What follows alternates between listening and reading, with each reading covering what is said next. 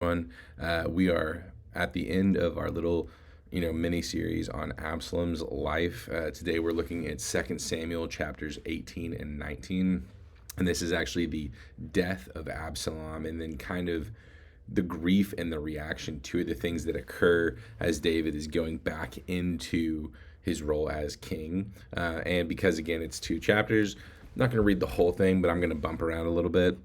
But kind of wanted to start off with reading kind of first parts of this, kind of interject at the throughout, and then we'll end with some of the big questions and topics that I think are good to address in this. First of all, starting with 2 Samuel chapter 18 verses 1 to 8. It says, David reviewed his troops and appointed commanders of thousands and hundreds over them. He sent them out. He then sent out the troops, a third under Joab, a third under Joab's brother Abishai, son of Zeruiah, and a third under Ittai of Gath. The king said to the troops, I must also march out with you. You must not go. The people pleaded, if we have to flee, they will not pay any attention to us. If it even half die, they will not pay attention to us because you are worth 10,000 of us. Therefore, it is better if you support us from the city. I'll do whatever you think is best, the king replied to them. So we have this moment. David is going to stay back, but this time it's from a strategic purpose. It's not because of disobedience or negligence. It says, so he stood beside the city gate while all the troops marched out by hundreds and thousands. The king commanded Joab, Abishai, and Ittai, treat the young man Absalom gently for my sake. And it says, all the people heard the king's orders to all the commanders about Absalom. This is an interesting command to give, given how Absalom has treated David and how all of these people are living in exile and on the run. And, this, because of Absalom, this man disrespected and tried to usurp the throne of the Lord's anointed, and David is over here saying, hey, treat him gently. So this is already kind of setting a tone of, maybe some imbalance and some bias with David, right? So as it goes on, it says, then David's forces marched into the field to engage Israel in battle, which took place in the forest of Ephraim. Israel's army was defeated by David's soldiers, and the slaughter there was vast that day, 20,000 dead. The battle spread over the entire area, and that day the forest claimed more people than the sword. A few notes on this, right? This is civil war, similar to the American Civil War, the most bloody conflict in American history. This is going to result in a lot of Israelite death. So this is a brutal, brutal thing, right? Revolution, coups, they're not easy. So though this is a victory, it's coming at a big cost. And even if it was a majority victory for David's side, he's still having to fight against Israelites. So this is not something that is enjoyable. And second, when it says the forest claimed more people than the sword, I don't really know what that means, right? I think that's an interesting question worth asking. Does that mean, people were lost there? Does it mean that somehow God was fighting on behalf of the Israelites or because of David's crew, which has happened before and there's mysterious death? It's not really clear, but it should speak again just to the overall devastation occurring. This is a big, big victory / cost that is being experienced right now. But all of this leads into the subsequent verses, because though there is this great defeat, we're looking at from David's perspective, we then transfer over to Absalom's perspective. Verse 9 says, Absalom was riding on his mule, which a mule should immediately conjure up images of Jesus entering into Jerusalem on the donkey, right? This is a regal thing to do. So he is trying to propose himself as king, to look majestic and royal. When it says he's riding on his mule when he happened to meet David's soldiers, when the mule went under the tangled branches of a large oak tree, Absalom's head was caught fast in the tree. The mule under him kept going, so he was suspended in midair. This is a real Looney Tunes, Scooby-Doo kind of way to go out, right? Dude's riding and just gets caught and his donkey keeps going. It's not great, but we'll talk about that in a second. It says one of the men saw him and informed Joab. He said, I just saw Absalom hanging in an oak tree. You just saw him, Joab exclaimed. Why didn't you strike him to the ground right there? I would have given you 10 silver pieces and a belt. The man replied to Joab, even if I had the weight of 1,000 pieces of silver in my hand, I would not raise my hand against the king's son. For we heard the king command you, Abishai and Ittai, protect the young man Absalom from me. If I had jeopardized my own life and nothing is hidden from the king, you would have abandoned me. Joab said, I'm not going to waste time with you. He then took 3 spears in his hand and thrust them into Absalom's chest. While Absalom was still alive in the oak tree, 10 young men who were Joab's armor bearers surrounded Absalom, struck him, and killed him. Joab blew the ram's horn, and the troops broke off their pursuit of Israel because Joab restrained them. They took Absalom, threw him into a large pit in the forest, and raised up a huge mound of stones over him. And all Israel fled, each to his own tent. When he was alive, there's a little side note in this section. It says, when he was alive, Absalom had taken a pillar and raised it up for himself in the king's valley, since he thought, I have no son to preserve the memory of my name. So he named the pillar after himself. It is still called Absalom's monument today. So a few things in this, right? So first of all, we have this humiliating death for Absalom that he is riding in, trying to look regal, and then is embarrassed. He gets stuck in the branches, dangling by his head, can't move, can't do anything. And it really speaks to how the Lord will humble those who rise against him, right? The pride cometh before the fall adage is true, that the Lord will bring those down who come up against him or his chosen ones, against his anointed. That overall, this isn't just a coup against an evil king.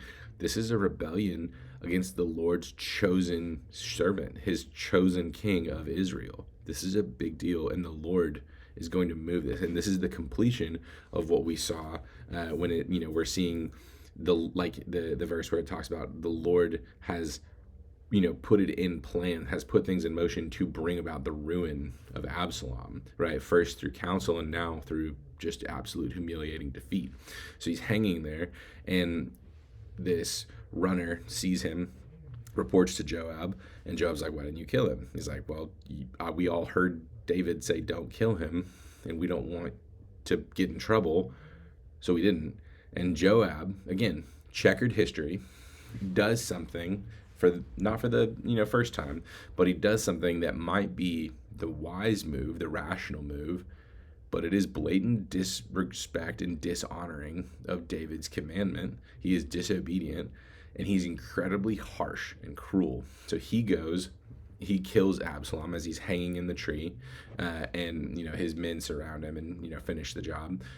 But then we have this interesting side thing where it says they threw him in this large pit and they raised up a mound of stones, and then it talks about this monument that Absalom had made to his own legacy because he had no kids, right? So somehow all of Absalom's kids must have perished or passed away somehow, and so he's left without anyone to pass his legacy on. So what does he do? He raises a monument to himself. Again, this pride. He's saying, well, I need to pass my legacy on. I want people to know that I'm legit. So he builds this monument to himself. But then in a twist of irony, he gets thrown in this pit and a different monument is raised to him. But I think our natural reading of this, being in 21st century America, is this a show of honor that he's burying him? No, this is a show of dishonor. This is a show of cursing. This is a precedent set in the book of Joshua that those who are wicked and evil are cast they're buried underneath stones, right? The body is unable to be retrieved. They're not given a proper burial. It is crushed under weight. It's saying basically we see you as less than dirt, right? You are buried in shame, and that everyone who walks by this place should see it and remember your foolishness and wickedness and shame. So though he's trying to elevate himself, he ends up becoming humiliated both in death and in his burial, in his disregard for his character, right? And again, this is Joab being somewhat prudent, right? This is a usurper to the throne. If you keep him alive, he's probably going to keep doing damage to David, but David explicitly gave the command to Joab and others not to kill him. So he does so anyway. And it's this really big deal. And what ends up happening after this is these runners come to him. Ahimaaz, one of the guys we met in a few chapters ago, is like, hey, let me go tell David. It's this whole saga. Basically, it's oh, you shouldn't go. Okay, fine, whatever. But they send Ahimaaz and this random unnamed Cushite to go and tell David. And Ahimaaz makes it there first. And David's like, hey, what happened? Tells him, hey, we won. He's like, what about Absalom? And Ahimaaz knows, but he doesn't want to be the one to share bad news. He's like, there's a lot of people around. I got out of there. I didn't know what happened. And so they wait for the Cushite to get there. And in verse 31, it says, just then the Cushite came and said, may the Lord hear the good news. The Lord has vindicated you today by freeing you from all who rise against you. The king asked the Cushite, is the young man Absalom all right? The Cushite replied, I wish that the enemies of my lord the king, along with all who rise up against you with evil intent, would become like that man. Right? He's basically like, yeah, he's dead, and I wish that everyone who rose up against you, the Lord's chosen one, would end up like him, dead, humiliated, and cursed in burial. Right? This dude is speaking to the dominance, the sovereignty of God in Absalom's ruin and death, and how he is showing his favor towards David. But David's reaction is not one of celebration. He says, the king was deeply moved and went up to the chamber above the city gate and wept. As he walked, he cried, my son, Absalom, my son, Absalom. If only I had died instead of you, Absalom, my son, my son. You hear his devastation in his heart. And it continues on into chapter 19. It says, it was reported to Joab, the king is weeping. He's mourning over Absalom. And here's where it takes a really rough turn, because it says that day's victory was turned into mourning for all the troops, because on the day the troops heard the king is grieving over his son. So they returned to the city quietly that day, like troops coming in when they are humiliated after fleeing in battle.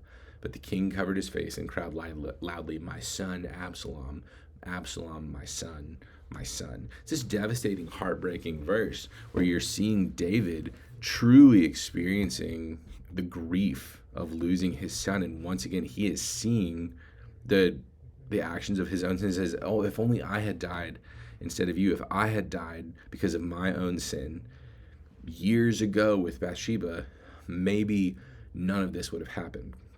Maybe Amnon would have never done what he did, and you never would have killed him.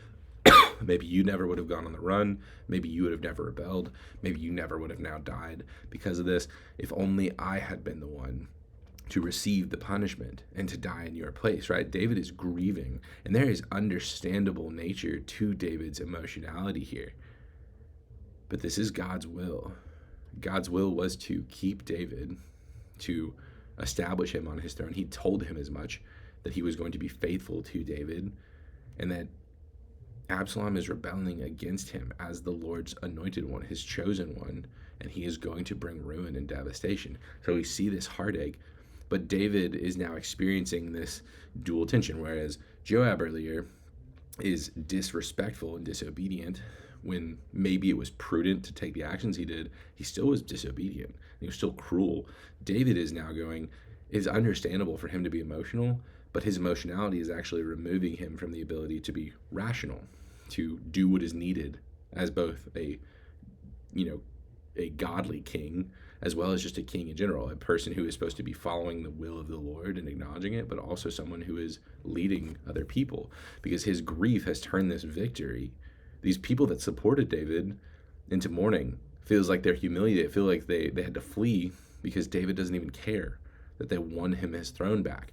And that's what Joab ends up telling him. It says, then Joab went into the house to the king and said, today you have shamed all your soldiers, those who saved your life, as well as your sons, your wives, and your concubines, by loving your enemies and hating those who love you. Today you have made it clear that the commanders and the soldiers mean nothing to you. In fact, today I know that if Absalom were alive and all of us were dead, it would be fine with you.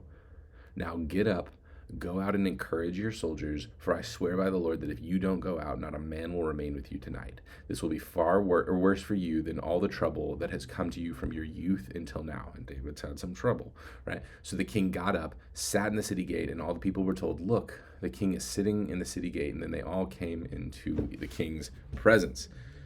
And we see this moment where Joab is rebuking David hardcore, right? And we have to wonder, like, again, this is probably a wise and prudent move to say, hey, dude, you're discouraging all of your men, and they think that you care more about your dead, rebellious usurper son than all of the men who were loyal to you and faithful to you and fought and died and killed for you. You're about to lose all of them. There's prudence, there's wisdom, there's discernment in that. But again, Joab is balancing rationality, discernment, prudence with disobedience, with harshness and cruelty and dishonor, because he does not say, like, hey brother, I know you're grieving your son, but you're hurting your men now too. He is rebuking him. He is an insubordinate, like rebuking his superior, and not just his superior, the Lord's anointed, even if it's words of wisdom. So there's this weird balance throughout the chapter of what should be done versus what we expect to happen, right? Of emotionality versus practicality, whether that's in like how to handle Absalom, whether it's how to handle grief, whether it's how to handle correction and rebuke.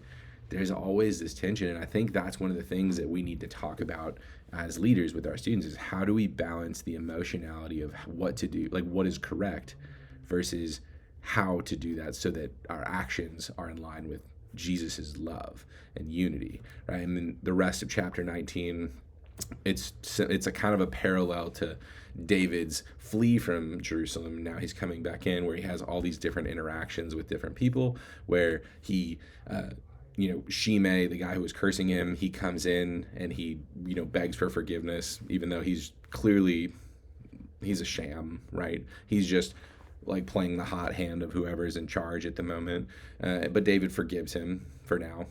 Solomon will be a different story, right? Mephibosheth comes over, realizes that Ziba, his servant, had lied to him. He restores Mephibosheth. It's all great, and Mephibosheth, proves himself again to be awesome.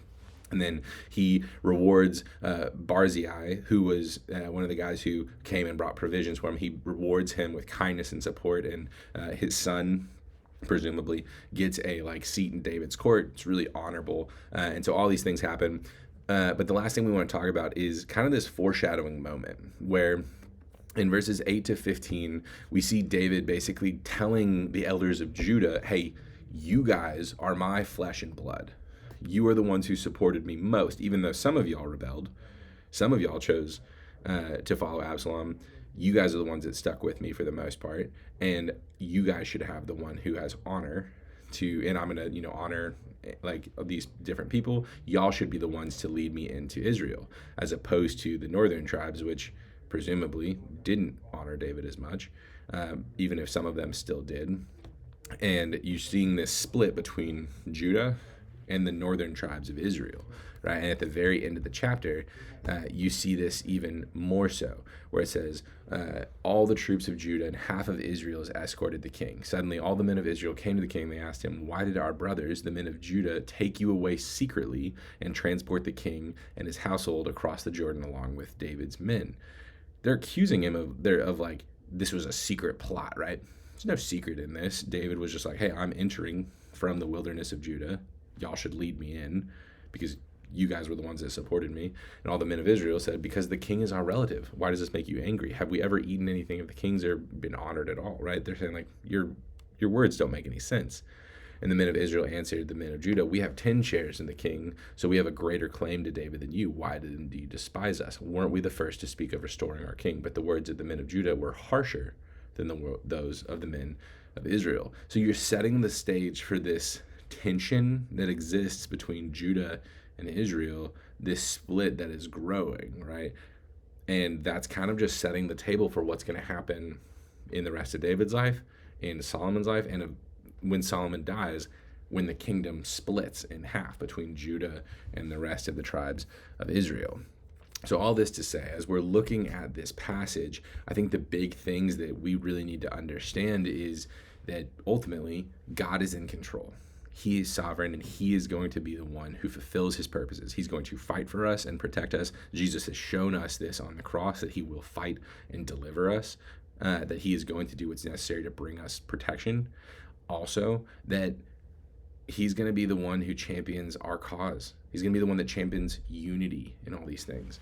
And we can look at that here and now, that he's the one that brings people together, but he's also going to be the one that brings us together. That he's never the one that roots for division, but roots for unity. I think a big thing for us is this question of emotionality versus practicality. When we're faced with grief and trauma and all these heavy emotions, how do we feel them in a healthy way, but also walk forward in rationality and practicality, knowing I have things to do, but I need to be able to feel these things, right? We can't disregard either. We're called to be obedient and kind, right? We're called to be, wise and discerning, but also loving and gentle, right? And for us even this question of like, is there a point when disobedience is okay, if a command doesn't make sense, or if it goes against the call of God? And how do we do that well? Because I think we justify our disobedience quite often, when in reality we should have been more obedient and more faithful and just approach things in a different way. So I think there's a lot of interesting and fun questions to go through in this passage, and I encourage y'all to spend some time in it. This is our last one before spring break. Dive into it, have some fun with it. It's a weird one, but that's the Bible. So if y'all have any questions, let me know. I'd encourage you to spend some time in this, spend some prayer in it, and find yourself asking, like, what are the questions that I have? What are the things that I would want my students to know about this? Where do I feel like the Lord is speaking to me and leading to me in this? And as you kind of go through your study, write those things down and prepare for Wednesday. Y'all are awesome. Love you guys. Have a great day.